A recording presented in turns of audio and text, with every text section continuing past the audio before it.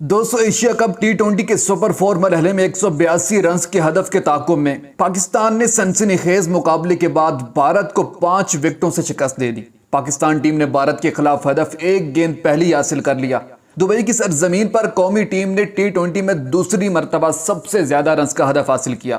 پاکستان نے بیٹنگ شروع کی تو کپتان بابر اعظم 14 اور فخر زمان 15 رنز بنا کر پیویلین لوٹ گئے، جس کے بعد محمد رضوان اور محمد نواز کے درمیان 73 رنز کی شراکت قائم ہوئی، جس نے ٹیم کی فتح یقینی بنا دی۔ محمد نواز کے 42 رنز پر آؤٹ ہونے کے بعد محمد رضوان بھی 71 رنز بنا کر آؤٹ ہو گئے۔ خوشدل شاہ اور آصف علی کے درمیان 33 رنز کی شراکت قائم ہوئی، لیکن یہاں آصف علی 16 رنز بنا کر آؤٹ ہوئے۔